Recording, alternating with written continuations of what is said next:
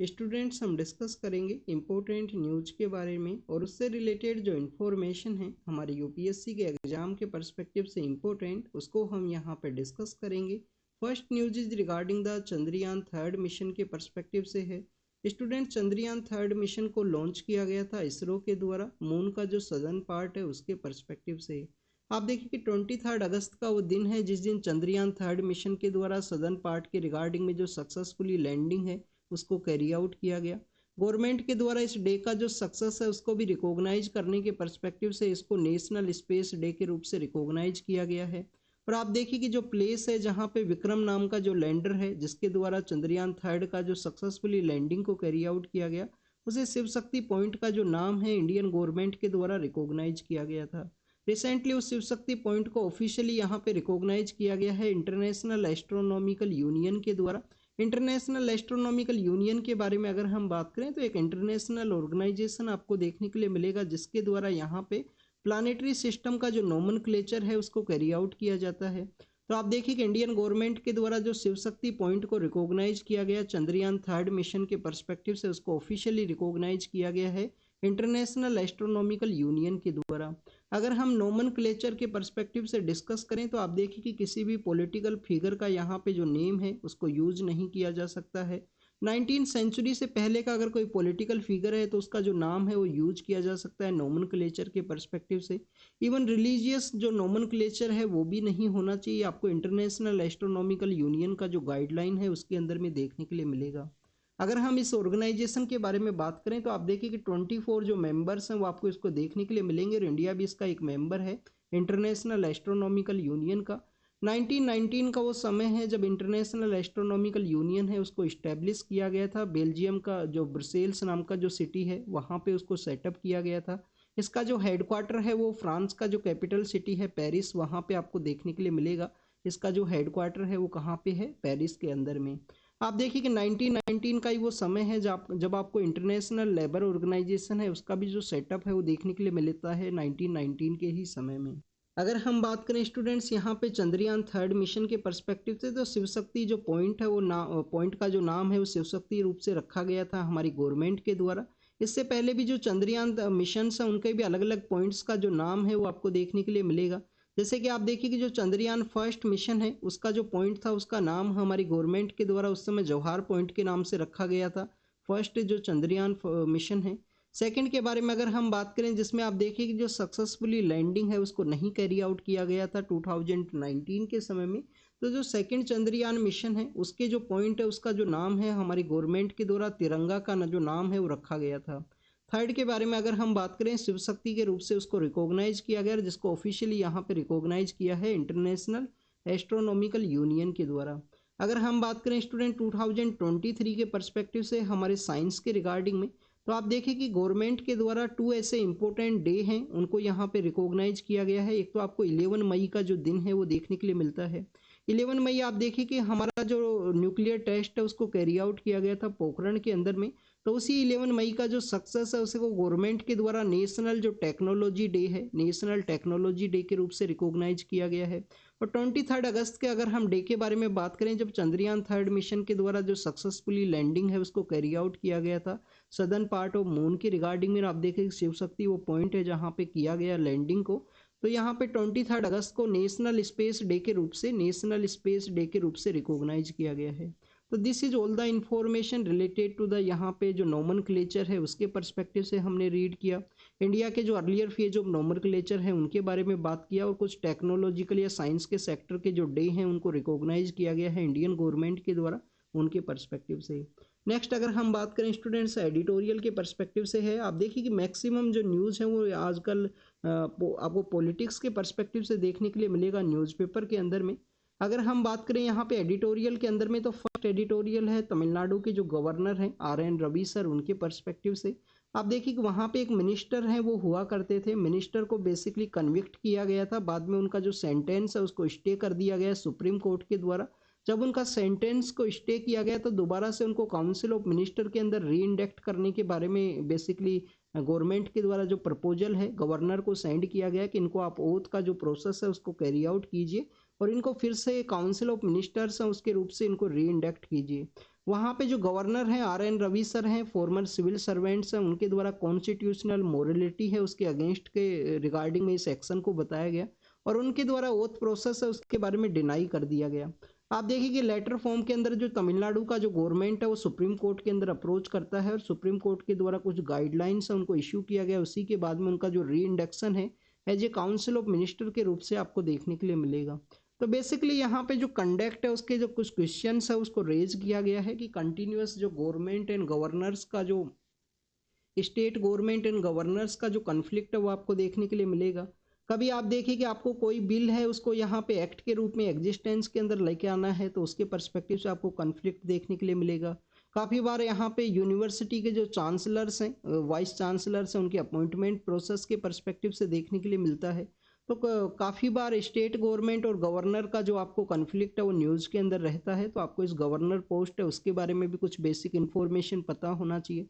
आप देखिए कि हमारे कॉन्स्टिट्यूशन के जो फ्रेमर्स हैं उनके द्वारा जो सेंटर के द्वारा गवर्नर का अपॉइंट किया जाता है, इस प्रोसेस को विड्रॉल किया गया था, इस प्रोसेस को लिया गया था कनेडियन कॉन्स्टिट्यूशन के वहाँ से। नेक्स्ट अगर हम बात करें स्टूडेंट्स यहाँ पे टीबी के बारे में है, ट्यूबरकुलोसिस के पर्सपेक्टिव से आप देखिए कि जो 24 मार्च का जो दिन है उसको ट्यूबरकुलोसिस डे के रूप से सेलिब्रेट किया जाता है। तो यहाँ पे डिस्कस किया गया है कि इंडिया एज वर्ल्ड के अंदर में जो ट्यूबरकुलोसिस के जो केसेज हैं वो कंटिन्यूस यहाँ पे इंक्रीज हुए हैं। Even the goal and target को सेट करने के बाद में भी आपको कंटिन्यूस यहाँ पे जो केसेज हैं उनका जो इंक्रीज है वो देखने के लिए मिलता है। तो कैसे यहाँ पे जो क्वालिटी केयर है उसको इम्प्रूव किया जा सके, कैसे यहाँ पे जो अफोर्डेबल जो क्वालिटी केयर है सभी पेशेंट्स को अवेलेबल हो ट्यूबरकुलोसिस के पर्सपेक्टिव से, उसी के बारे में यहाँ पे डिस्कस किया गया है। कुछ यहाँ पे जो स्ट्रक्चर चेंजेज हैं जिसके थ्रू हम बेटर वे में जो रिजल्ट्स हैं उनको अचीव कर सकें, उसी के बारे में बताया गया है कि हमको जो प्रेजेंट समय में अपना जो फोकस है उसको शिफ्ट करने का ज़रूरत है कि ओवर जो मेडिसिनल जो प्रोसेस है उसके ऊपर ना ध्यान देते हुए आप देखिए कि जो ट्यूबरकुलोसिस है उसका इम्पैक्ट, सोशल इम्पैक्ट भी आपको देखने के लिए मिलता है, इकोनॉमिक जो बर्डन है वो भी आपको देखने के लिए मिलेगा। और प्रेजेंट समय में जो क्वालिटी यहाँ पे हेल्थ केयर है वो सभी पर्सन्स को अवेलेबल नहीं हो सकता है, सभी पर्सन्स को अवेलेबल नहीं हो सकता है। तो उसी के रिगार्डिंग में कुछ अमेंडमेंट्स के बारे में बात किया गया है कि कैसे हम यहाँ पे कुछ अमेंडमेंट्स हैं उनको कैरी आउट करें। अमेंडमेंट्स मीन्स प्रोसेस के अंदर में जिससे कि यहाँ पे पर्सन सेंट्रिक जो सॉल्यूशंस हैं उनको डील कर सके और बेटर वे में जो रिजल्ट्स हैं उनको यहाँ पे अचीव किया जा सके, क्योंकि 2030 का वो समय है जब यहाँ पे ट्यूबरकुलोसिस है उसको एलिमिनेट करना है, उसको कम्प्लीटली जो केसेस हैं उसको जीरो के रूप से अचीव करना है। आप देखिए कि यहाँ पे कुछ शिफ्ट के बारे में बात किया गया कि जो पॉलिसी का जो प्रेजेंट समय में जो पॉलिसी को बनाया जाता है और जो ग्राउंड रियलिटी है उनका जो भी डिफरेंस है उस गैप को हमें ब्रिज करना है, गैप को हमें अचीव करना है। ह्यूमन केयर है उसको मोर ह्यूमन सेंट्रिक जो केयर है उसके रूप से डेवलप करने के बारे में यहाँ पे डिस्कस किया गया। नेक्स्ट अगर हम बात करें नेक्स्ट आर्टिकल भी आप देखिए कि ट्यूबरकुलोसिस के ही पर्सपेक्टिव से है। ट्यूबरकुलोसिस के पर्सपेक्टिव से यहाँ पे डिस्कस किया गया है कि हर दिन आपको जो 3500 के आसपास 3500 के आसपास जो ट्यूबरकुलोसिस के जो पर्सन है, ट्यूबरकुलोसिस से इन्फेक्टेड जो पर्सन है उनका जो डेथ का जो न्यूज़ है वर्ल्ड वाइज आपको देखने के लिए मिलता है। आप देखिए कि 30,000 के आसपास जो लोग हैं वो इन्फेक्टेड आपको देखने के लिए मिलेंगे, ये WHO का जो गाइडलाइन है उसके अंदर में बताया गया है। 27% जो वर्ल्ड के अंदर जो केसेज हैं वो आपको इंडिया के अंदर देखने के लिए मिलते हैं। आप देखिए कि वर्ल्ड के अंदर जो ट्यूबरकुलोसिस के जितने भी केसेज हैं उसका 27% है वो इंडिया के अंदर आपको देखने के लिए मिलेगा। एक डिटेक्टेबल एंड क्यूरेबल डिजीज है जो आपको देखने के लिए मिलती है। आप देखिए कि 24 मार्च का जो डे है उसको हम ट्यूबरकुलोसिस डे के रूप से इसको सेलिब्रेट करते हैं। इसी दिन जो माइकोबैक्टीरियम ट्यूबरकुलोसिस नाम का जो बैक्टीरिया है उसको बेसिकली रिकॉग्नाइज किया गया था एक साइंटिस्ट के द्वारा। इसके अंदर में इंडिया के अंदर आप देखिए जो 27% केसेज हैं जो India as a hot spot के रूप से इमर्ज हुआ है यहाँ पे ट्यूबरकुलोसिस के केसेज के रूप से। तो इसको एलिमिनेट करने के बारे में डिस्कस किया गया कि जो ड्रग रेजिस्टेंस है, इंफ्रास्ट्रक्चर का जो सिस्टम है उसे हमें यहाँ पे रीडेवलप दोबारा से रीस्ट्रक्चर करने का ज़रूरत है। निक्षय नाम का जो गवर्नमेंट का जो इनिशिएटिव है उसको यहाँ पे डेवलप करना है, लोगों तक पहुँचाना है काफ़ी अच्छे से। और नेशनल जो ट्यूबरकुलोसिस एलिमिनेशन प्रोग्राम है उसका भी जो स्कीम्स है उसको ग्रास रूट लेवल के ऊपर काफ़ी अच्छे से इम्प्लीमेंट करने के बारे में यहाँ पे डिस्कस किया गया। अगर हम 2024 का जो ट्यूबरकुलोसिस डे है उसका जो थीम है उसके बारे में बात करें तो yes we can and the tuberculosis उसका जो थीम है वो दिया गया है। तो कम्प्लीटली इसके अंदर यही बताया गया कि यहाँ पे स्ट्रक्चर के अंदर चेंज करना है, ट्यूबरक्लोसिस का जो कंट्रोल है उसके अंदर जो एक्शंस है उसको बूस्ट करना है। तो कंप्लीट इन्फॉर्मेशन यही बताया गया है कि कैसे हमें जो ट्यूबरक्लोसिस है उसको कंट्रोल करना है उसके पर्सपेक्टिव से। नेक्स्ट अगर हम बात करें अनब्रेकेबल के रूप से, आप देखिए कि एडिटोरियल के अंदर में इंडिया भूटान के जो रिलेशंस हैं उसके पर्सपेक्टिव से कहा गया है। इंडिया भूटान के रिलेशंस के बारे में अगर हम डिस्कस करें, हमारे रिसेंटली जो पॉलिटिकल लीडर हैं उनके द्वारा भूटान के अंदर विजिट किया गया। अर्लियर फेज के अंदर में जो 5000 करोड़ हैं वो रुपए दिए जाते थे इंडिया के द्वारा भूटान के डेवलपमेंट के रिगार्डिंग, उनको 10,000 करोड़ के रूप से चेंज किया गया है इंडियन पॉलिटिकल लीडर के द्वारा। आप देखिए कि यहाँ पे भूटान का जो सिविलियन अवार्ड है वो भी इंडियन पीएम को दिया गया है। इसके अलावा भूटान इंडिया का इंफ्रास्ट्रक्चर इनिशिएटिव्स के अंदर में इंडिया का एक इंटीग्रल पार्ट के रूप से आपको देखने के लिए मिलेगा। गेलेपू नाम का जो सिटी है वो वहाँ पे लॉन्च किया गया है। तो इंडियन गवर्नमेंट से उनको बेसिकली इस तरीके का होप है कि इंडियन गवर्नमेंट यहाँ पे जो इंफ्रास्ट्रक्चर डेवलपमेंट के अंदर एक इम्पोर्टेंट रोल है वो प्ले किया जाएगा। इसके अलावा आप देखिए कि इंफ्रास्ट्रक्चर इनिशिएटिव के अलावा अगर हम बात करें कनेक्टिविटी के पर्सपेक्टिव से, तो BBIN नाम का जो इनिशिएटिव है वो आपको देखने के लिए मिलता है। बांग्लादेश, भूटान, इंडिया, नेपाल है जिसके अंदर आप देखिए कि ट्रेड है, ट्रैवल है, और ट्रैवल के अलावा आपको जो एनर्जी का जो कनेक्टिविटी है उसके पर्सपेक्टिव से भी 3 डोमेन्स के अंदर इसका जो वर्क है वो आपको देखने के लिए मिलेगा। बट स्टूडेंट्स यहाँ पे कुछ कंसर्न्स भी हैं। भूटान और चाइना का एक लैंड स्वैप का एक एग्रीमेंट है जो कंटिन्यूस न्यूज़ के अंदर आपको देखने के लिए मिलता है कि चाइना के द्वारा प्रपोजल किया जाता है कि आप यहाँ पे जो डबल लैंड्स है वो चाइना के इस एरिया से आप ले लीजिए और यहाँ पे कुछ लैंड है वो हमको यहाँ पे दे दिया जाए आपके द्वारा। तो बेसिकली आप देखिए कि 2017 के समय में एक वहाँ पे जो कन्फ्लिक्ट का जो सिचुएशन है वो भी क्रिएट हुआ था भूटान के पर्सपेक्टिव से। 2017 में जिस प्लेस के रिगार्डिंग में जो कन्फ्लिक्ट रेज हुआ था उस प्लेस का जो नेम है वो आपको कमेंट सेक्शन के अंदर बताना है, ये आपका होमवर्क है। जिस प्लेस के पर्सपेक्टिव से इंडिया का जो फोर्सेज है वो वहाँ पे पहुँचा था, और आप देखिए कि इंडिया और चाइना का जो कन्फ्लिक्ट है वो देखने के लिए मिला था। इंडिया के द्वारा बेसिकली भूटान का जो एरिया है जो चाइना के द्वारा एक्वायर करने का कोशिश किया गया था उसी के रिगार्डिंग में वो कन्फ्लिक्ट था। तो स्टूडेंट्स वहाँ पे एक लैंड स्वैप का जो एग्रीमेंट है वो भी आपको देखने के लिए मिलता है, जो कम्प्लीटली हमारा जो सिलीगुड़ी कॉरिडोर है जिसके थ्रू हमारा नॉर्थ ईस्ट के जो स्टेट्स हैं वो कनेक्टेड हैं। आप देखिए कि चिकन नेक के नाम से भी इसको जाना जाता है, काफ़ी छोटा कॉरिडोर है जिसके थ्रू हमारा नॉर्थ ईस्ट के साथ में जो कनेक्टिविटी है वो बूस्ट होता है। तो सिलीगुड़ी कॉरिडोर का जो थ्रेट है वो भी आपको देखा जाएगा। बॉर्डर कनेक्टिविटी, बॉर्डर जो प्रोजेक्ट इम्पैक्ट है उसके ऊपर भी इसका जो इम्पैक्ट है वो देखने के लिए मिल सकता है। तो this is all the information related to the India Bhutan के रिगार्डिंग में है। नेक्स्ट अगर हम बात करें स्टूडेंट 2024 का जो ईयर है, काफ़ी सारे कंट्रीज हैं उसके अंदर इलेक्शन है वो होने वाला है 2024 के अंदर में। आप देखिए कि 2024 के अंदर में वर्ल्ड का जो 45% पॉपुलेशन है वो वोटिंग के लिए जाएगा, जिनके द्वारा वोटिंग का जो राइट है उनको एक्सरसाइज यहाँ पे कैरी आउट किया जाएगा। बट यहाँ पे डिस्कस किया गया है वुमेन रिप्रेजेंटेटिव्स के पर्सपेक्टिव से कि वुमेन रिप्रेजेंटेटिव्स हैं उनका जो पॉलिटिकल स्पेयर के अंदर इंगेजमेंट है वो इंक्रीज होगा या नहीं होगा, उसी के रिगार्डिंग में यहाँ पे डिस्कस किया गया। आप देखिए कि सफरेज मूवमेंट है वो आपको देखने के लिए मिलता है 1911 के समय में वुमेन्स को जो वोटिंग राइट है वो यहाँ पे दिया जाए। बट आप देखिए कि इंडिया के अंदर में जब जैसे ही इंडिपेंडेंस हमने अचीव किया 1947 के समय में, तो सभी पर्सनस को जो वोटिंग का जो इक्वलिटी राइट है वो दिया गया था। फर्स्ट टाइम यहाँ पे न्यूजीलैंड के थ्रू आपको देखने के लिए मिलता है 1893 के समय न्यूजीलैंड के द्वारा वुमेन्स का जो एंगेजमेंट है उसको इंक्रीज किया गया पॉलिटिकल पार्टिसिपेशन के अंदर में। आप देखिए कि 2008 के समय रवांडा नाम का जो कंट्री है जो कि अफ्रीका के अंदर सिचुएटेड है, रवांडा के द्वारा 50% जो यहाँ पे पॉलिटिकल स्पेयर के अंदर में वुमेन्स के रिगार्डिंग में जो एंगेजमेंट है उसको शो किया गया था। उसके बाद में आपको अर्जेंटीना है, क्यूबा है, फिनलैंड है, स्वीडन है, इनके द्वारा 40 to 50% का जो एंगेजमेंट है वो आपको देखने के लिए मिलेगा। तो बेसिकली यहाँ पे वुमेन्स का पॉलिटिकल स्पेयर के अंदर जो पार्टिसिपेशन है उसके बारे में डिस्कस किया गया है। आप देखिए कि 2019 के समय जब हमारे इलेक्शंस हुए थे तो 78 जो मेंबर ऑफ पार्लियामेंट्स है वो वुमेन्स यहाँ पे इलेक्ट होके आए थे। उसी के बारे में आपको पता होना चाहिए कि वुमेन रिजर्वेशन बिल है, वुमेन रिजर्वेशन जो एक्ट है वो भी स्टेब्लिशमेंट के अंदर में आया है। तो आने वाले समय में ये जो नंबर्स हैं वो इंक्रीज होंगे, काफ़ी सारी जो सीट्स हैं वो यहाँ पे रिजर्व होंगी वुमेन्स के रिगार्डिंग में। तो this is all the information related to the यहाँ पे वुमेन्स का जो पॉलिटिकल सेक्टर के अंदर पार्टिसिपेशन के बारे में है। 45% वर्ल्ड का जो पॉपुलेशन है वो इंगेज करेगा 2024 के रिगार्डिंग में। तो आप देखिए कि अराउंड द हाफ के आसपास जो वर्ल्ड है वो वोटिंग का जो राइट है वो एक्सरसाइज किया जाएगा। तो वुमेन्स को किस तरीके से इम्प्रूव किया जा सके पॉलिटिकल स्पेयर के अंदर में उसी के बारे में कहा गया है। और काफ़ी सारी जो डेवलप्ड कंट्री हैं, जैसे कि यूएसए नाम का जो डेवलप्ड कंट्री है, आप देखिए उनके द्वारा भी वुमेन्स को जो वोटिंग राइट है वो काफ़ी लेट फेज के अंदर दिया गया था। अर्ली सभी को जो यहाँ पे वोटिंग राइट है एक साथ नहीं दिया गया था। नेक्स्ट अगर हम बात करें मम्स के परस्पेक्टिव से है, आप देखिए कि केरल के अंदर जो मम्स हैं, जिसको कि एक एक्यूट वायरल इन्फेक्शन के नाम से भी जाना जाता है, जो कि आपको चिल्ड्रंस के अंदर में काफ़ी ज़्यादा देखने के लिए मिलेगा। मम्स के जो केसेज हैं वो किसके अंदर देखने के लिए मिलते हैं, चिल्ड्रंस के अंदर में। ये क्या काफ़ी ज़्यादा वाइल्ड फायर के रूप से इमर्ज हुआ है। इसके काफ़ी सारे जो क्वेश्चंस, काफ़ी सारे जो केसेज हैं वो देखे गए हैं, जैसे कि केरल के अंदर में, महाराष्ट्र है, तेलंगाना है, आंध्र प्रदेश है, इन सब स्टेट्स के अंदर भी।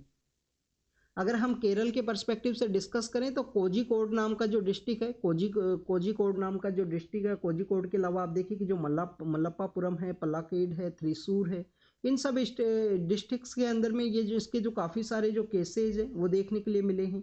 एक एयरबोर्न वायरल डिजीज है वो आपको देखने के लिए मिलती है। एक सेल्फ लिमिटिंग वायरल डिजीज है, उसके रूप से भी इसको रिकॉग्नाइज किया जाता है।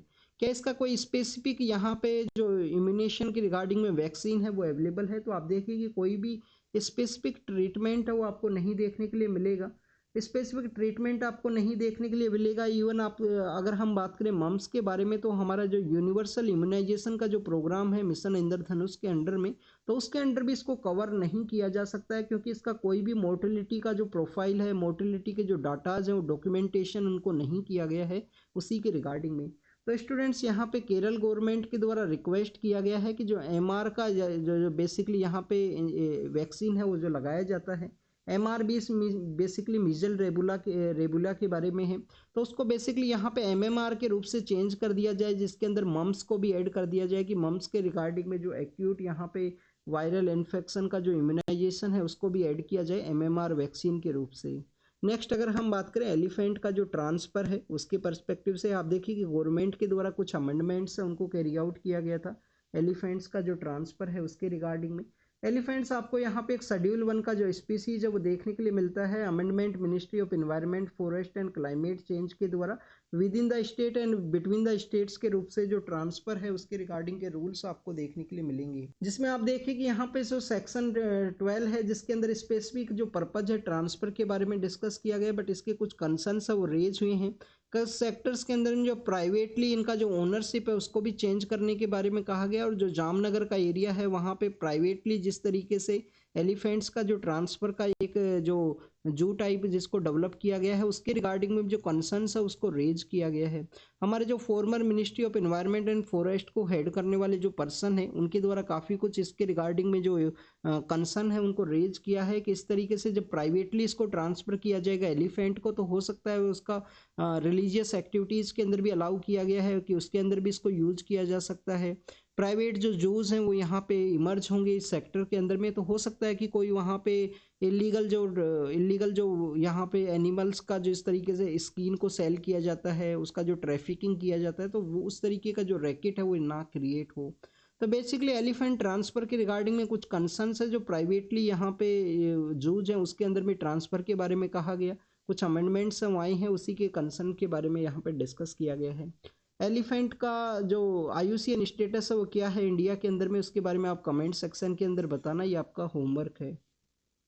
नेक्स्ट अगर हम बात करें हमारे यहाँ पे जो डिजिटल फ्रॉड हैं वो काफ़ी सारे इंक्रीज हुए हैं इंडिया के अंदर में। आप देखिए कि झारखंड के अंदर एक जामतारा नाम की एक जगह है, जामतारा काफ़ी ज़्यादा फेमस है डिजिटल फ्रॉड के पर्सपेक्टिव से। इसके अलावा स्टूडेंट्स अगर हम बात करें जो मेवात की जो जगह है जो राजस्थान हरियाणा के अंदर सिचुएटेड है मेवात, वो भी यहाँ पे इमर्ज हुआ है। और भी काफ़ी सारे छोटे छोटे प्लेसेज आपको देखने के लिए मिलेंगे जो यहाँ पे फाइनेंशियल फ्रॉड है वो यहाँ पे इंक्रीज हुआ। हमारे यहाँ पे एक इंस्टीट्यूशन है जिसकी अगर हम बात करें आपको देखने के लिए मिलता है Indian cyber crime coordination centre है। Indian cyber crime coordination centre के द्वारा बताया गया है कि लास्ट 2-3 ईयर के अंदर में 1.25 लाख करोड़ के आसपास जो मनी है उसको डिजिटल फ्रॉड के थ्रू में यहाँ पे चेंज किया गया है, या उसका जो ट्रांजैक्शन है वो कैरी आउट किया गया। अगर हम बात करें NCRB का जो रिपोर्ट है उसके पर्सपेक्टिव से यहाँ पे डिस्कस किया गया है। आप देखिए कि मिनिस्ट्री ऑफ होम अफेयर्स के अंडर में जो NCRB है वो आपको देखने के लिए मिलती है। एनसीआरबी के द्वारा जो रिपोर्ट्स हैं वो पब्लिश की जाती हैं क्राइम के जो स्टैटिक्स हैं, जो पैटर्न्स हैं उसके पर्सपेक्टिव से। तो यहाँ पे डिजिटल फ्रॉड के बारे में कहा गया।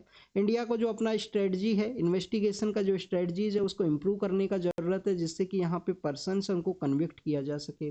भारत बायोटेक के द्वारा आप देखिए कि स्पेनिश जो ट्यूबरक्लोसिस है उसका जो वैक्सीन है उसको डेवलप किया गया है, और उसी के बेसिकली जो ट्रायल्स हैं वो इंडिया के अंदर में कंडक्ट होंगे, उसके बारे में यहाँ पे डिस्कस किया गया है। भारत बायोटेक के द्वारा जो स्पेनिश जो बेसिकली यहाँ पे स्पेनिश जो ट्यूबरक्लोसिस है उसका वैक्सीन डेवलप किया गया है। अगर हम वैक्सीन के बारे में बात करें तो आपको एमटीबी वैक नाम का जो वैक्सीन है वो देखने के लिए मिलता है। आप देखिए एमटीबी वैक नाम का जो वैक्सीन है वो डेवलप किया गया है स्पेनिश जो ट्यूबरक्लोसिस है उसके पर्सपेक्टिव से। कुछ स्टेट्स के द्वारा जो ऑर्गन के जो डोनर हैं उनका जो कंप्लीट डाटा है उसको यहाँ पे नहीं प्रिपेयर किया जाता है, कुछ गैप है वो देखने के लिए मिलता है। तो आप देखिए उसी के रिगार्डिंग में कुछ कंसर्न्स और रेज किए गए हैं कि इलीगल जो ट्रेड है ऑर्गन्स का यहाँ पे कैरी आउट किया जाता होगा। हमारे यहाँ पे आपको एक national organ and tissue transplantation के रिगार्डिंग ऑर्गेनाइजेशन है वो भी आपको देखने के लिए मिलता है। National organ tissue national organ tissue and transplantation का जो ऑर्गेनाइजेशन है, आप देखिए कि इसके द्वारा भी बेसिकली यहाँ पे 1994 के समय से कंटिन्यूस ट्रैफिकिंग है उसको बेसिकली सर्विलेंस है वो कैरी आउट किया जाता है। आप देखिए कि मैक्सिको के पर्सपेक्टिव से एक जो यहाँ पे वेटलैंड है उसके बारे में यहाँ पे शो किया गया है, मैक्सिको के रिगार्डिंग में है।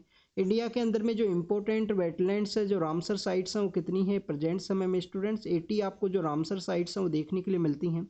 अर्लियर फेज के अंदर ये 75 हुआ करती थी, आप देखिए कि बाद में इनको चेंज करते हुए 80 कर दिया गया है। कुछ नई साइट्स हैं उनको रिसेंटली रिकॉग्नाइज भी किया गया है। एबल प्राइज है, एबल प्राइज किसके रिगार्डिंग में दिया जाता है? मैथमेटिक्स के पर्सपेक्टिव से। फ्रांस के एक मैथमेटिशियन उनको अभी रिसेंटली जो एबल प्राइज है उसको दिया गया है।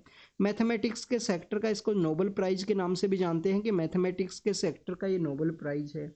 अगर हम बात करें स्टूडेंट्स एबल प्राइज के बारे में तो 1899 के समय में इसको ऐड किया गया था, 1899 के समय इसको ऐड किया गया। और आप देखिए कि आपको किस गवर्नमेंट के द्वारा जो एबल प्राइज है वो दिया जाता है उसके बारे में आप कमेंट सेक्शन के अंदर बताना, ये आपका होमवर्क है। रिसेंटली फ्रांस के जो मैथमेटिशियन है उनको ये दिया गया है एबल प्राइज। नेक्स्ट अगर हम बात करें स्टूडेंट्स वर्ल्ड के पर्सपेक्टिव से, आप देखिए कि सेनेगल नाम का जो कंट्री है, सेनेगल का जो लोकेशन है उसको हमने कुछ दिन पहले डिस्कस किया था। ये कम्प्लीटली आसपास के जो नियर बाई कंट्रीज हैं उनसे इनका एरिया है वो शेयर करता है। तो सेनेगल के द्वारा यहाँ पे जो वोटिंग है उसको कैरी आउट किया गया है, वहाँ पे जो अनरेस्ट है वो देखने के लिए मिला था। नाइजीरिया जहाँ पे आपको बोको हरम है, बोको हरम का जो एक्टिविटी है वो देखने के लिए मिलेगा। किडनैप आपको काफ़ी सारे देखने के लिए मिलेंगे। तो नॉर्दर्न पार्ट ऑफ नाइजीरिया के अंदर में 137 के आसपास जो स्कूल गर्ल्स हैं उनको किडनैप कर लिया गया था, उनको वापस से यहाँ पे जो फ्री है वो किया गया है।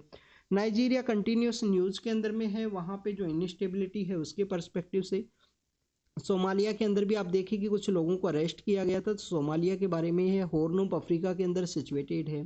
तो आपको अफ्रीकन ही कॉन्टिनेंट से आप देखिए कि 3 प्लेसेस न्यूज के अंदर है। एक सेनेगल आपको देखने के लिए मिलेगा, एक नाइजीरिया है, ये बेसिकली वेस्ट पार्ट के अंदर सिचुएटेड है, दोनों कंट्रीज वेस्ट पार्ट के अंदर सिचुएटेड है।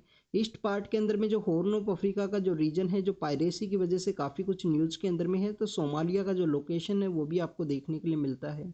आप देखिए एक हॉर्न ऑफ अफ्रीका के अंदर में 3 कंट्री हैं, जिसको 4 कंट्री हैं जिनको कि हम सीड के नाम से जानते हैं। सोमालिया है, इथोपिया है, इटिका है, जिबूती भी आपको देखने के लिए मिलेगा। काफ़ी सारी जगह और भी जो कंट्रीज हैं उनको ऐड किया जाता है। इसके अलावा अगर हम बात करें आयरलैंड के जो न्यू पॉलिटिकल लीडर हैं वो पावर के अंदर आए हैं, उनके बारे में है, उनको अपॉइंट किया गया है। पोलैंड के अंदर में जो अटैक है वो देखने के लिए मिला है, पोलैंड के द्वारा रसिया से जो जवाब है वो मांगा गया है कि F-16 का जो यूज़ है वो पोलैंड के अंदर क्यों देखने के लिए मिला है, तो उसका जो एक्सप्लेनेशन है वो रसिया से मांगा गया है, पोलैंड की जो अथॉरिटीज़ हैं उनके द्वारा। आप देखिए कि नियर बाई एरियाज़ के अंदर ही सिचुएटेड हैं, बेलारूस है, पोलैंड है, यूक्रेन है, इवन रशिया का जो एरिया है वो भी नियर बाई एरिया के अंदर ही सिचुएटेड है। इसके अलावा स्टूडेंट्स यहाँ पे गाजा के अंदर में कंटिन्यूस जो सिचुएशन है वो काफ़ी डैमेजिंग सिचुएशन आपको देखने के लिए मिलती है। यूक्रेन के द्वारा भी कुछ यहाँ पे जो स्टेटमेंट है वो दिया गया है रसियन जो शिप्स हैं उनके पर्सपेक्टिव से। तो this is all the information related to the today's newspaper. आप इसको रीड कीजिए, रिवाइज कीजिए, जो भी इंपॉर्टेंट इन्फॉर्मेशन आपको मिले उसको नोट डाउन जरूर से कीजिए। Thank you students, thank you very much.